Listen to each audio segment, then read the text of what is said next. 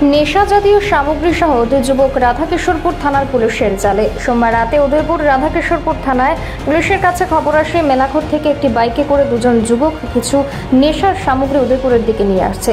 এই খবর পাওয়া মাত্র রাধাকিশোরপুর থানার পুলিশ উদয়পুর বিভিন্ন নাকা পয়েন্টে থাকা পুলিশদের সতর্ক করে দেয় বাইকটিকে ধরার জন্য। সেই মতো পুলিশ খিলপাড়া রেল ব্রিজ সংলগ্ন এলাকায় দুজন যুবককে আসতে দেখে পুলিশ তাদের আটক করে তাদের কাছ থেকে 43টি নেশার হিরোইনের কৌটো ও নগদ 1580 টাকা সাথে নম্বরবিহীন একটি নতুন বাইক উদ্ধার করা হয়। সঙ্গে বাইকের চালক প্রসেনজিৎ দাস ও বাইক আরোহী সাকিল খানকে আটক করে রাধাকিশোরপুর থানার পুলিশ।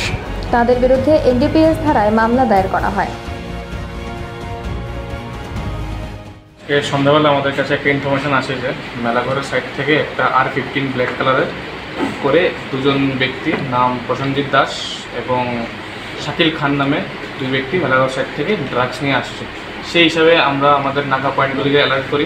সেই অ্যালার্ট করার পর খিলপাড়া রেল ব্রিজ সংলগ্ন এলাকাতে এদেরকে আমাদের নাকা পয়েন্টে যেসব অফিসার বা স্টাফ ছিল এদেরকে ডিটেন করার পর এদের কাছ থেকে 43টি হিরোইনের কৌটা, 1580 টাকার মতো ইন্ডিয়ান কারেন্সি এবং একটি বাইক যার নাম্বারবিহীন বাইক, সম্ভবত নতুন বাইক R15 ব্ল্যাক কালারের বাইক আমরা ডিটেন করি।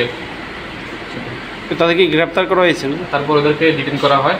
ডিটেন করার পর পরবর্তী যেসব কারবারি আমাদের ইনভেস্টিগেশন যা যা প্রসেস করা হয় সেই প্রসেস চলছে।